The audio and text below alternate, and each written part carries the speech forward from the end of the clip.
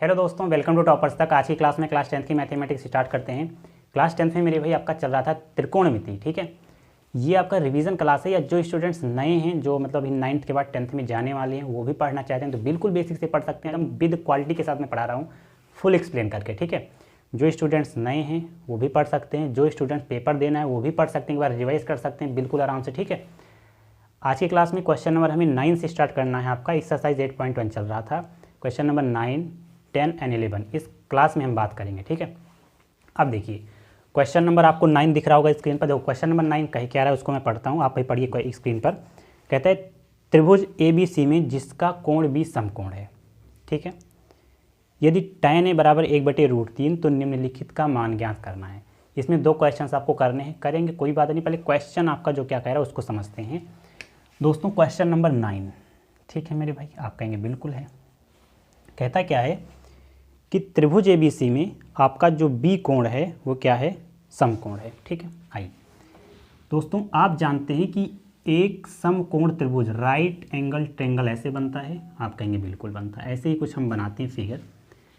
अगर वो कहता है एक कोण आपका B नाम दे दिया, वो समकोण है। ठीक है, तो हम मान लेते हैं कि हमारे ये जो एंगल है वो B है और हम इसी को समकोण मान लेते हैं। आप किसी भी एंगल को ले सकते हैं, हमने इसी क्या कर लिया, 90 समकोण मान लिया, एंगल का नाम दे दिया B।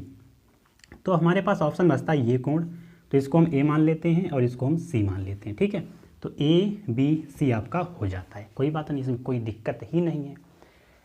अब देखो क्वेश्चन में वो कहता है कि tan A बराबर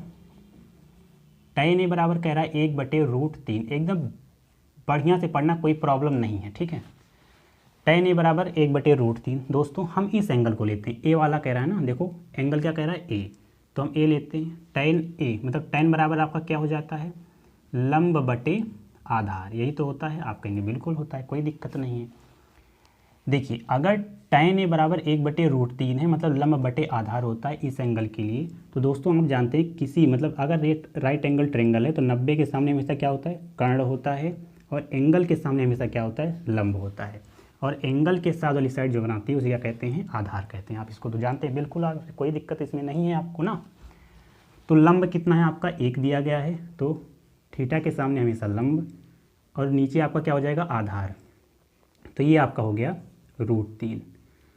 अब दोस्तों हमें कर्ण पता करना है, क्योंकि हमें जो क्वेश्चंस प्रूफ करने हैं उसमें साइन की वैल्यू, कॉस की वैल्यू, मतलब इस टाइप से क्वेश्चंस है, तो उसमें हमें कर्ण जरूर पता करना पड़ेगा। ठीक है, तो कोई बात नहीं। देखिए अब हमें पता क्या करना है, हमें कर्ण सबसे पहले पता करेंगे। तो आप जानते हैं, ठीक है, तो हम जानते हैं चूँकि कर्ण का स्क्वायर बराबर क्या होता है, कर्ण का स्क्वायर बराबर आपका होता है लंब का स्क्वायर प्लस का आधार का स्क्वायर। आप कहेंगे हाँ बिल्कुल, कोई दिक्कत ही नहीं है।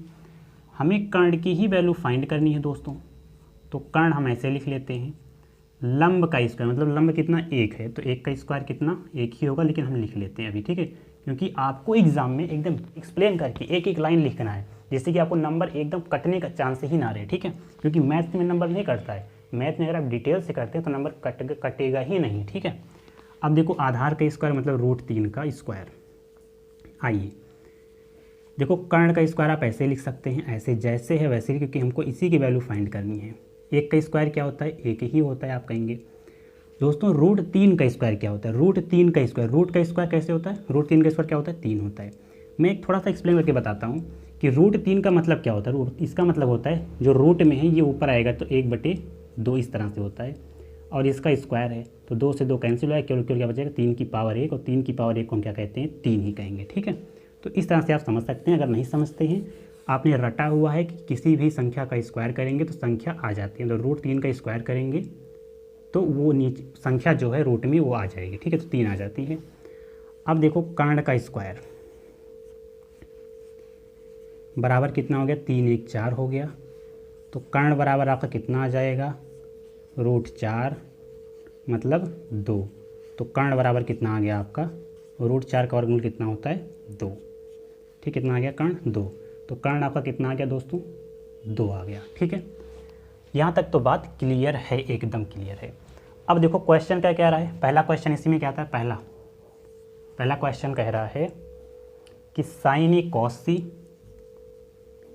साइन ए इंटू में कॉस सी प्लस का कॉस ए इंटू में साइन सी, यही होगा ही, हाँ, कॉस ए इंटू में साइन सी। आइए दोस्तों देखिए, साइन ए कह रहा है अभी, ठीक है, अभी साइन ए कह रहा है अगर, तो एंगल उसने ये लिया है, तो इसके सामने हमेशा क्या होता है, ये आपका लंब होगा, 90 के सामने हमेशा कर्ण होगा। तो साइन ए बराबर क्या होता है, लंब बटे में कर्ण, मतलब लंब 1 और कर्ण 2। तो साइन ए की जगह हम क्या लिखेंगे, 1/2, ये हो गया। आप कहेंगे बिल्कुल, गुणे का चिन्ह लगाते हैं। कॉस सी, उसने एंगल ये ले लिया है, एंगल के सामने हमेशा आपका लंब होगा। जैसे यहाँ एंगल के सामने क्या था, एक आपका लंब था, लेकिन अब सी अगर एंगल लिया गया है कॉस सी, तो एंगल के सामने हमेशा क्या आपका होगा, लंब होगा, और इसके साथ वाली क्या हो जाएगा, आधार हो जाएगा। तो कॉस मतलब क्या होता है आपका, आधार बटे में क्या हो जाएगा, कर्ण हो जाएगा। तो आधार आपका कितना हो जाएगा आपकी बार 1, क्योंकि सी के सामने लंब और इसके साथ जो एंगल बनाएगी, एंगल के साथ जो कोण बनेगा उसे क्या कहेंगे, आधार कहेंगे। तो आधार 1 हो जाएगा, और 90 के सामने कर्ण आपका रहेगा ही, तो ये आपका 2 हो जाएगा। ठीक है, आओ, कॉस ए कह रहा है, एंगल कौन सा लिया गया है, ए एंगल लिया गया। इसी को आपको समझना है, केवल एंगल पे आप केवल फोकस करिए बस। अगर एंगल ए कहा गया है तो एंगल के सामने हमेशा क्या होगा, आपका लंब होगा, और 90 के सामने हमेशा क्या होगा, कर्ण होगा। ठीक है, तो कॉस एक मतलब कॉस क्या होता है, आधार बटे कर्ण। तो आधार आपकी बार क्या हो जाएगा, √3, और कर्ण आपका 2 रहेगा, इसमें कोई दिक्कत कोई डाउट नहीं है। साइन सी मतलब एंगल अब ये ले लिया गया है, तो एंगल के सामने हमेशा लंब होगा, एंगल के सामने हमेशा लंब होगा, 90 के सामने कर्ण होगा, और एंगल के साथ वाला कोण क्या होगा, आधार होगा। तो साइन क्या होता है, लंब बटे में कर्ण, तो लंब आपकी बार क्या हो जाएगा, √3, कर्ण आपका 2 रहेगा। आप कहेंगे जी बिल्कुल रहेगा। दोस्तों 1 गुणे में 1 क्या हो जाएगा, 1 होगा, 2 गुणे में 2, 2 दुआएँ 4, प्लस √3 गुणे में √3 क्या हो जाएगा आपका, 3 ही होगा। आप जानते हैं जैसे यहाँ पर था कि √3 का स्क्वायर, देखो 2 बार लिखा गया है ना, √3 का हम स्क्वायर लिख सकते हैं, आप कहेंगे बिल्कुल, और √3 का स्क्वायर क्या होता है, 3 होता है। तो 3 हमने लिख दिया, 2 दुआएँ 4 हो गया। अब देखो जब आपके हर समान रहते हैं तो आंसर जुड़ जाएंगे, 3 1 4 हो जाएगा, मतलब 4 बटे में 4, मतलब 4 से 4 कैंसिल कराएंगे, भाग कराएंगे, कितना आ जाएगा, 1। तो पहले का आंसर कितना आ गया, 1 आ गया। ठीक है, कोई दिक्कत इसमें नहीं है। अब देखो सेम क्वेश्चन आपका 2 नंबर क्या कह रहा है, इसी का दूसरा पार्ट क्या कह रहा है, कॉस से इंटू में कॉस सी माइनस का साइन ए इंटू में साइन सी, साइन ए इंटू में साइन सी। देखो एकदम बढ़िया से एक्सप्लेन करता हूँ जिससे आपको कभी दिक्कत ना हो। ठीक है, इन क्वेश्चंस में केवल आपको एंगल पर ध्यान रखना रहता है बस, कोण कौन सा वो पूछ रहा है। देखो कॉस से आधार बटे कर्ण होता है, आप जानते हैं बिल्कुल होता है। तो देखो ए के साथ वाला लंब, और ए के सामने लंब, 90 के सामने कर्ण, और साथ में आधार। ठीक है, तो आधार बटे कर्ण करें मतलब √3/2, तो √3/2। लेकिन दोस्तों अब वो एंगल सी पूछ लिया, ए के बजाय क्या सी, तो कॉस सी 90 के सामने कर्ण होगा, और एंगल के सामने आपका लंब होगा। ठीक है, तो कॉस सी आधार बटे कर्ण होता है, आधार 1 हो जाएगा, कर्ण आपका कितना हो जाएगा, 2 हो जाएगा। माइनस का सिंबल लगाते हैं, ये साइन ए है क्वेश्चन में, साइन ए। ठीक है, यहाँ पर क्या है, साइन ए, तब इंटू लगा है। साइन ए बराबर क्या होता है, लंब बटे कर्ण, तो ए के साथ ये लंब होगा, ये कर्ण होगा, मतलब 1/2 हो गया। गुणे में आपका क्या हो जाएगा, साइन सी, तो साइन सी के लिए लंब क्या होगा, इसके सामने ये लंब हो जाएगा आपका, मतलब √3 और बटे लंब बटे कर्ण, कर्ण आपका यही रहेगा क्योंकि 90 के सामने हमेशा यही होगा। ठीक है दोस्तों, एक बात आप देख रहे हैं, ऐसे भी कर लेते हैं, √3 गुणे में 1 क्या हो जाएगा आपका, √3 बटे में 2 दूना 4 हो गया, माइनस का 1 गुणे में √3 बटे में 2 दुआएँ 4 हो गया। एक बात बताओ, 2 - 2 कितना होता है, 0 होता है। तो सेम देखो प्लस का मतलब प्लस माइनस कितना हो गया, 0 हो गया। तो देखो प्लस का √3/4 माइनस का √3/4 कितना हो जाएगा आपका, 0। तो यही आपका क्या हो जाएगा मेरे दोस्तों, आंसर हो जाएगा। तो दूसरे का आंसर कितना हो गया, 0 हो गया। आशा करता हूँ आपको ये क्वेश्चन नंबर 9 समझ में आया होगा। इसको आप नोट कर सकते हैं। क्वेश्चन नंबर 10 देखते हैं, इसके बाद कोई दिक्कत कोई परेशानी कोई तकलीफ हो अगर आपको कमेंट सेक्शन में बता सकते हैं। ठीक है, तो नोट कर लीजिए आप। आइए दोस्तों क्वेश्चन नंबर 10 देखते हैं। ठीक है, देखो क्वेश्चन नंबर 10 की मेरे दोस्तों 2 कंसेप्ट तो मैं जानता हूँ। ठीक है, 2 कंसेप्ट में मैं आपको बता सकता हूँ 2 मेथड से, लेकिन मैं आपको एक मेथड थोड़ा सा शॉर्ट पड़ जाता है थोड़ा सा, और एक मेथड थोड़ा लॉन्ग पड़ जाता है। मैं आपको लॉन्ग टर्म ही बताऊँगा क्योंकि शॉर्ट वाला जो होता है वो थोड़ा सा आपका समझने में दिक्कत होगा, लेकिन लॉन्ग जो है वो आपको तुरंत याद हो जाएगा। ठीक है, तो देखिए क्वेश्चन नंबर कौन सा है, 10 मतलब 10 नंबर क्वेश्चन है।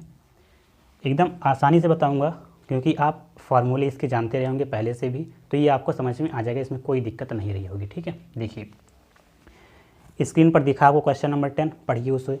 कहता है एक ट्रायंगल है PQR में जिसका कोण Q समकोण है। ठीक है, तो इसका मतलब अगर Q समकोण हो गया तो हमें एक समकोण त्रिभुज की जरूरत पड़ेगी, समकोण त्रिभुज हमको बनाना पड़ेगा। ठीक है, कहता है PR + QR बराबर 25 सेंटीमीटर है, दो कोण जोड़ करके 25 सेंटीमीटर बता रहा है। ठीक है, फिर कहता है PQ 5 सेंटीमीटर है, एक कोण हमें दे दिया 5 सेंटीमीटर। फिर कहता है साइन P की वैल्यू बताओ, कॉस P की वैल्यू बताओ, tan P की वैल्यू बताओ। किसी का भी ना वैल्यू पूछे, कोई दिक्कत है क्या? अगर हम क्वेश्चन बना लेते हैं तो किसी का मान पूछे तो आराम से हो जाएगा, कोई दिक्कत इसमें नहीं होगी। आओ क्वेश्चन नंबर 10 क्या कह रहा है दोस्तों, समझिए। वो कह रहा है कि एक ट्रायंगल है जिसमें एक कोण क्या है आपका समकोण है, मतलब 90 है। अब वो कोण कौन सा है? Q, नाम क्या दिया गया है वो, उसने कहा गया Q कोण समकोण है, तो हम Q ले लेते हैं, समकोण हम बना लेते हैं। ठीक है, क्योंकि हम इसी को अभी तक संपूर्ण मानते हैं तो हम इसी को बनाएंगे, कोई दिक्कत लोचा वाली काम नहीं करेंगे।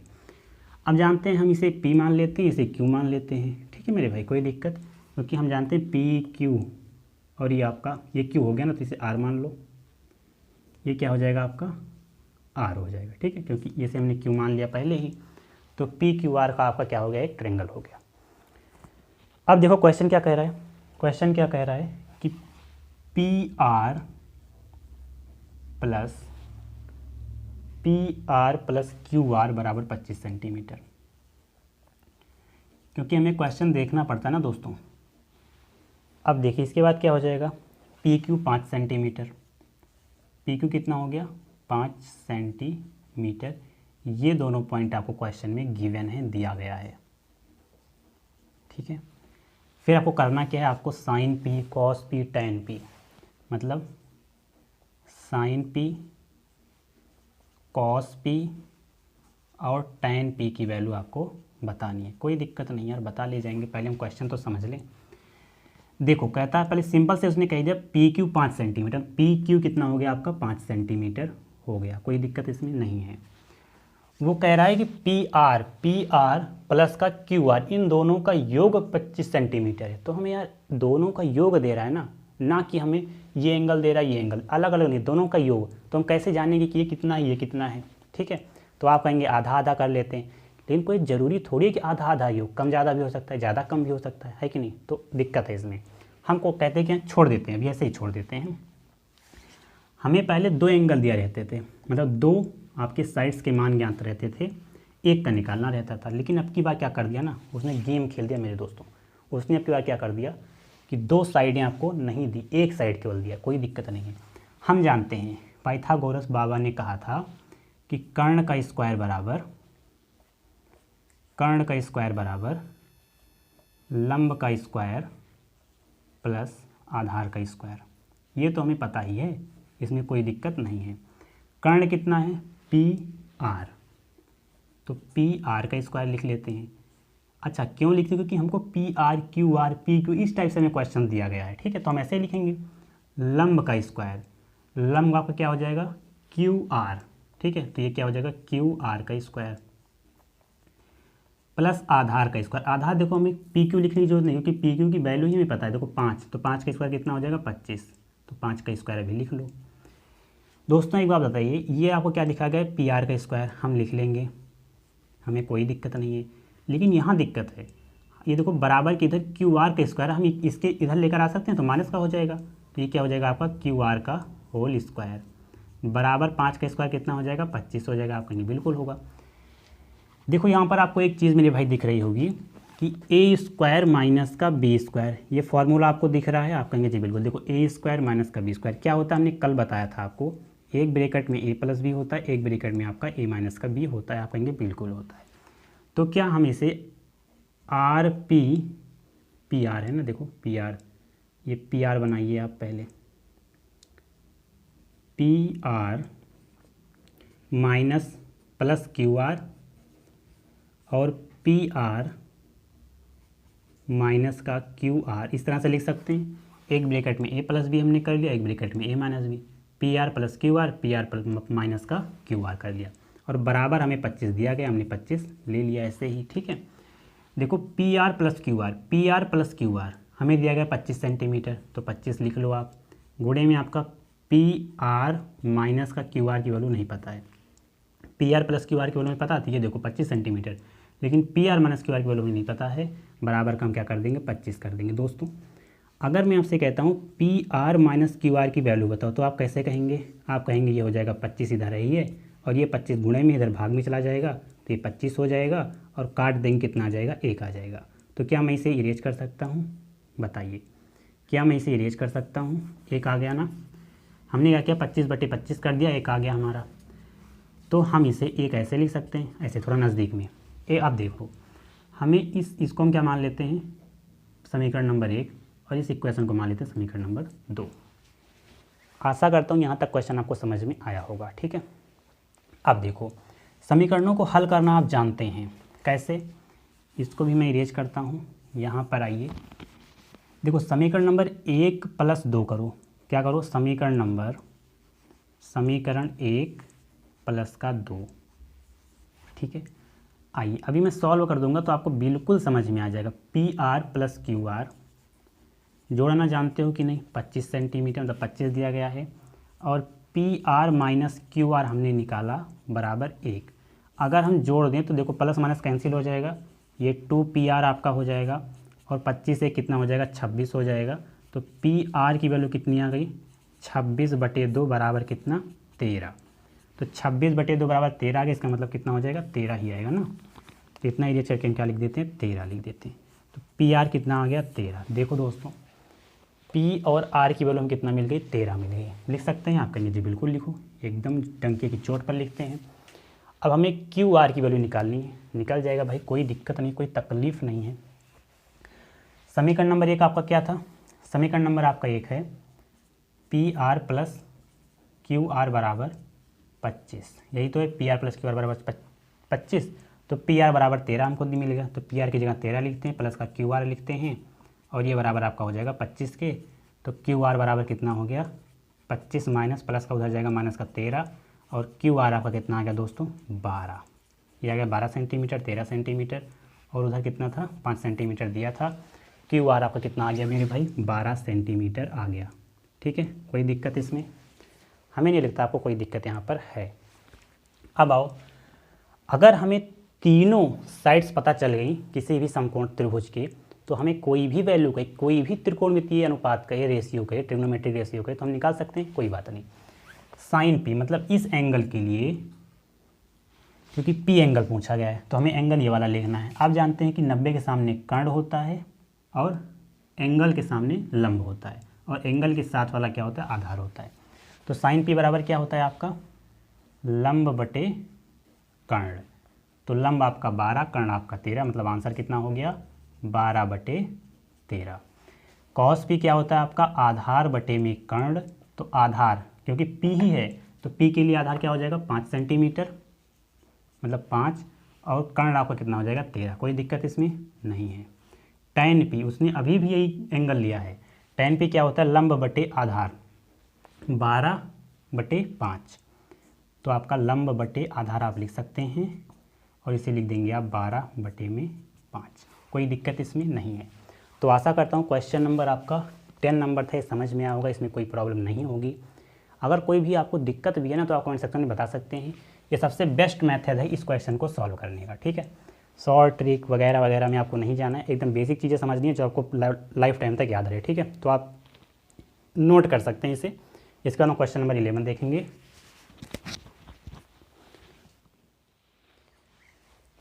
आइए दोस्तों, लास्ट क्वेश्चन देखते हैं इस एक्सरसाइज का। क्वेश्चन नंबर आपका कौन सा है, 11, ठीक है। देखो इसमें क्वेश्चन नंबर 11 ना बहुत सारे लोग नहीं बताते हैं, लेकिन मैं आपको बताऊंगा, क्योंकि ये क्वेश्चन इंपॉर्टेंट है, बहुत अच्छा क्वेश्चन है, कंसेप्चुअल क्वेश्चन है, ठीक है। 1 नंबर में क्वेश्चन आते हैं, बोर्ड का पेपर होगा, अगर ट्रिग्नोमेट्री में 1 नंबर के क्वेश्चन आएंगे तो यहीं से आएंगे, कन्फर्म है, समझ लो, ठीक है।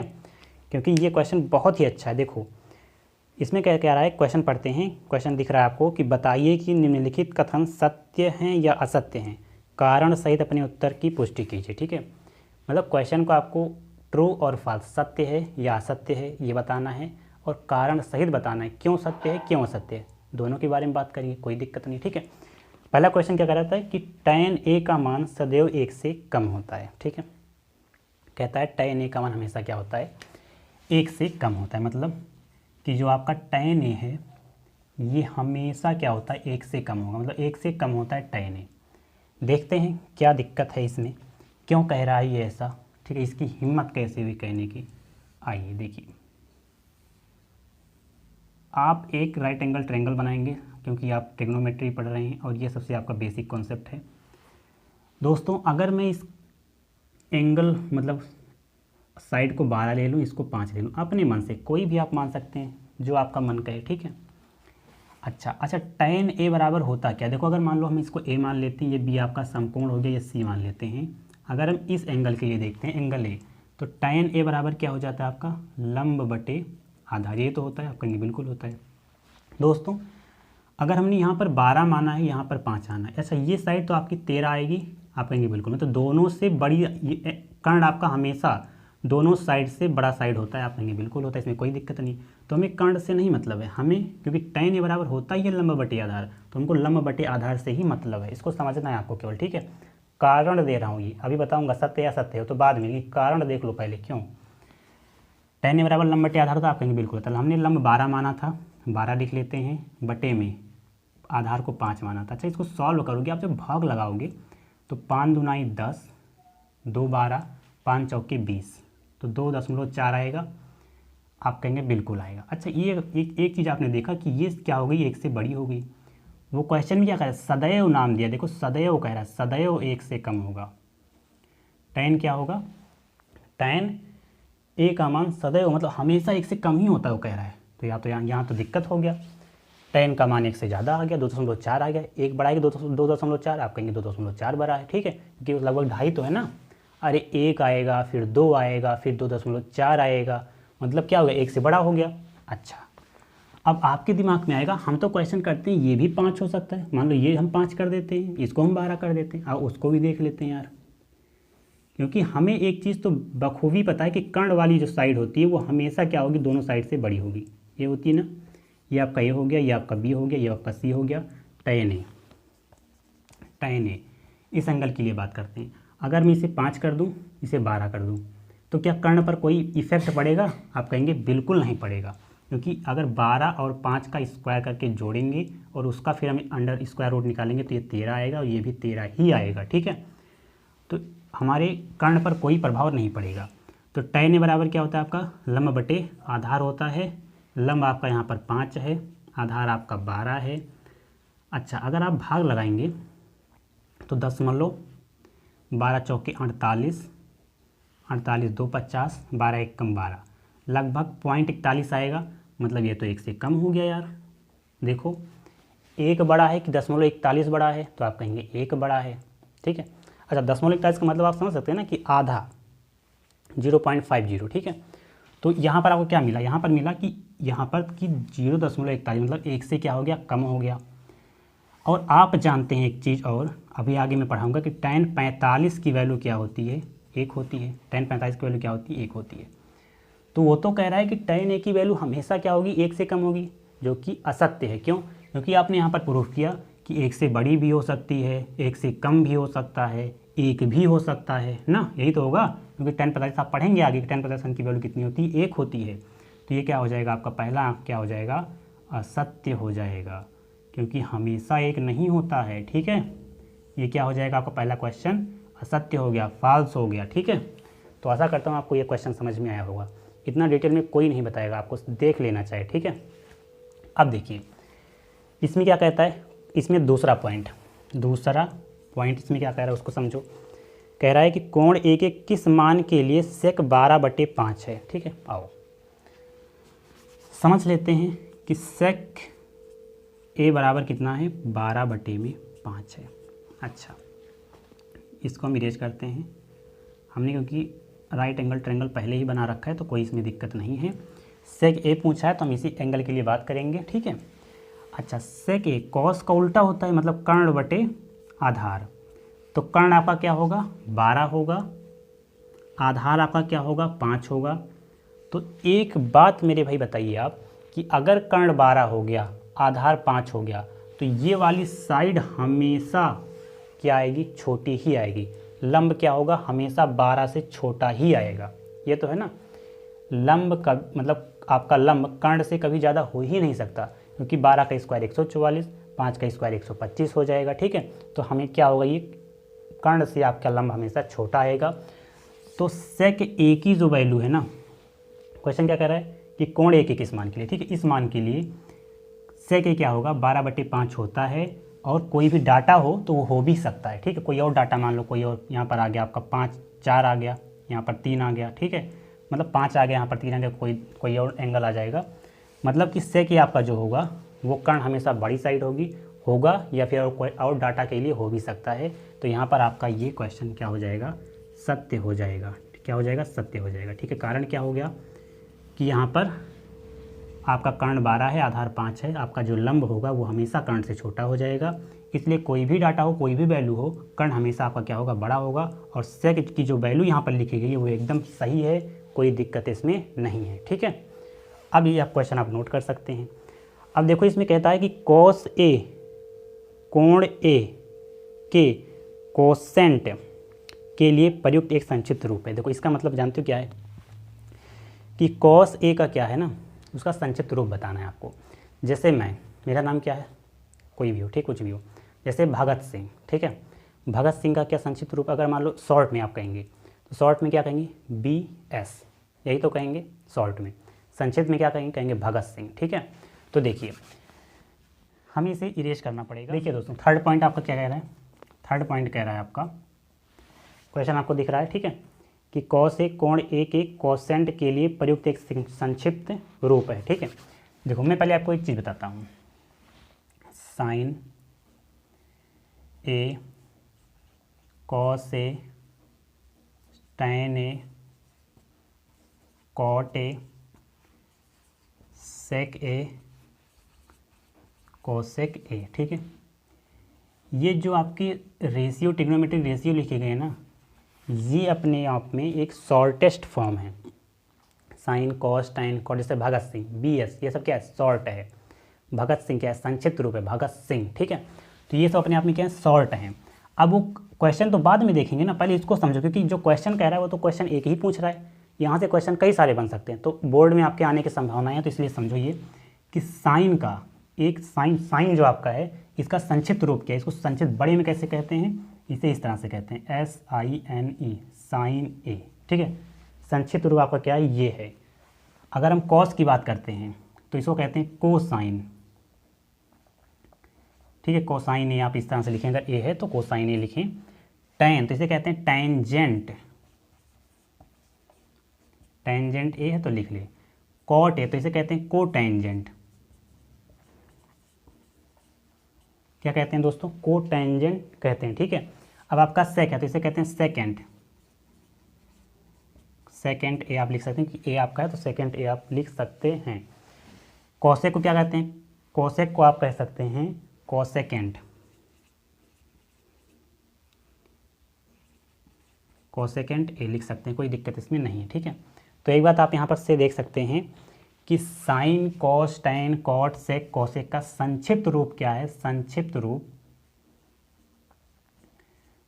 रूप ये है, साइन को साइन, कॉस को कोसाइन, टैन को टैंजेंट, कॉट को कोटेंजेंट, सेक का सेकेंड और कोस का कोसेकेंड। ठीक है, तो संक्षिप्त रूप हो गया।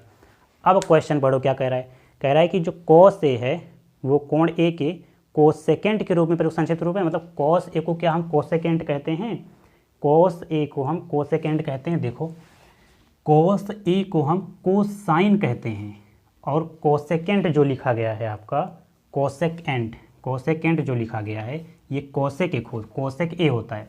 तो अर्थात आपका जो ये क्वेश्चन नंबर थर्ड है क्या हो जाएगा, असत्य हो जाएगा। अब बताओ, ये मैंने लिख दिया, इतना मैंने जो लिखा है ये क्या गलत है, पहले बताओ। क्योंकि क्वेश्चन तो आपसे केवल यही पूछा गया ना कि कॉस ए को क्या कोसेकेंड कहते हैं, नहीं कहते हैं, क्योंकि कॉस ए को हम कोसाइन कहते हैं, कोसेकेंड जो है वो कोसाइन है। ठीक है, तो अब बताओ, अगर कॉट ए पूछ लेता तो कोटेंजेंट आप लिखना, याद कर लेना। सेक ए है तो सेकेंड कह लेना। ठीक है, साइन है तो साइन, SIN साइन कहेंगे। ठीक है, तो ये आप याद कर लेना, क्वेश्चन आने की संभावना यहाँ से रहते हैं। ठीक है, तो इसको आप नोट कर लें। अब देखो क्वेश्चन नंबर 4 क्या कहता है कि कॉट और ए का गुणनफल होता है। देखो जो आपका कॉट है ना, कॉट ए, ये कह रहा है कि कॉट और गुणनफल है, मतलब ये जो कॉट ए है ये कॉट और ए का गुणनफल है, जो कि ऐसा नहीं है। ये कॉट ए मेरे भाई एक सिंगल टर्म है, मतलब कॉट ए क्या है, representation of the any angle, ठीक है। ए क्या दर्शाता है आपका कि ये एंगल है, कोई भी एंगल एक हो सकता है। ये कॉट ए जो है ना एक सिंगल टर्म है, is not multiplication of cot into A, ठीक है।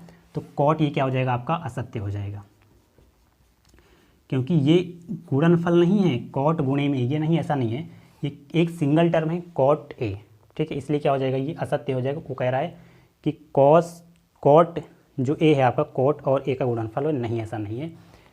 कॉट ए क्या है, एक सिंगल टर्म है, तो ये आपका क्या हो जाएगा, असत्य हो जाएगा, ठीक है। अब देखो, किसी भी कोण थीटा के लिए साइन थीटा बराबर 4/3 क्या है, ये सत्य है, सत्य है। मतलब साइन थीटा बराबर कोई भी कोण हो सकता है, थीटा ले लिया तो थीटा कोई बात नहीं, 4/3 दिया गया है। क्वेश्चन नंबर कौन सा है, 5 नंबर है, ठीक है। 4 नंबर आपका यहाँ था, ये 4 नंबर आपका हो गया ना, 3 नंबर हो गया, 4 नंबर हो गया, 5वां देख लो। साइन थीटा बराबर क्या होता है, लंब बटे में कर्ण, ठीक है। आओ, हमने एक पहले ही बना लिया है, ये थीटा मान लेते हैं, साइन इसके लिए क्या हो जाएगा, लंब हो जाएगा, कर्ण आपका ये हो जाएगा। लंब आपका 4 है और कर्ण आपका 3 है। लंब आपका 4 हो गया, कर्ण आपका 3 हो गया। कह रहा है कि किसी भी कोण थीटा के लिए साइन थीटा बराबर 4/3। एक बात मुझे बताओ मेरे भाई, कभी भी लंब से छोटी वैल्यू क्या कर्ण हो सकती है?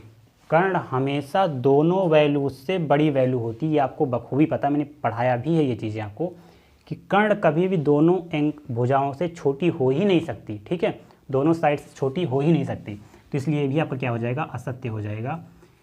क्योंकि देखो साइन थीटा बराबर 4/3 दिया गया, मतलब लंब बटे कर्ण, लंब आपका 4 हो गया, कर्ण आपका 3 हो गया, 4/3। तो देखो यहाँ पर आपका लंब यहाँ पर बड़ा हो गया, कर्ण आपका छोटा हो गया, जो कि किसी भी हालत में कर्ण छोटी हो ही नहीं सकते, ठीक है, किसी भी हालत में। तो ये आपका क्या हो जाएगा, असत्य हो जाएगा, ठीक है मेरे भाई। क्योंकि यहाँ पर लंब आपका केवल 3 छोटा कर दिया और कर्ण आपका छोटा कर दिया, लंब आपको बड़ा कर दिया गया, ठीक है। तो आशा करता हूँ आपको ये सभी क्वेश्चन समझ में आए होंगे, इसको आप नोट कर सकते हैं थोड़ा बहुत, ठीक है। जो मैंने आपको बातें बताई हैं वो आप समझना, 1-2 बार और फिर से देख लेना। जो चीज़ें मैंने आपको बताई मेरे भी, आशा करता हूँ समझे होंगे, क्योंकि ये बहुत डीपली चीज़ें हैं, कोई ये क्वेश्चन का बहुत डीप चीज़ है, कोई बताता नहीं, आप चाहे चेक कर लेना। बहुत कम ऐसे यूट्यूब पर टीचर्स हैं जो इसको पूरा डिटेल करके बताते हैं, छोड़ देते हैं, कोई बात नहीं, कह देंगे थैंक यू सो मच, ठीक है, बोल देते हैं वो सब चीज़ें। तो देखो मेरा मतलब है कि आपको हर एक चीज़ डीपली समझाया जाए, टाइम लग जाएगा कोई बात नहीं, क्योंकि ये जो आपका वीडियो मैंने बनाया हूँ ये सबसे ज़्यादा टाइम का है, क्योंकि 3 ही क्वेश्चन आप देख लो, अलग क्वेश्चन देखो, 3 क्वेश्चन और बहुत ही कम टाइम में बन गए हैं। ये क्वेश्चन आप मिलाने से बहुत ज़्यादा टाइम इसमें लगा है क्वेश्चन बनाने में, क्योंकि मैंने सोचा कि आपको एकदम डिटेल में एक्सप्लेन किया जिससे आपको कभी दिक्कत ना हो, ठीक है। तो आज के लिए मेरे भाई आपको क्लास कैसे ली कमेंट सेक्शन में जरूर बताइएगा, फीडबैक कमेंट में जरूर देना, ठीक है मेरे भाई। वीडियो को लाइक कर देना एंड चैनल पर नए चैनल को सब्सक्राइब कर देना। Thank you so much for watching, please subscribe the channel and press the bell icon for notification. I will meet you next session. Thank you मेरे भाई।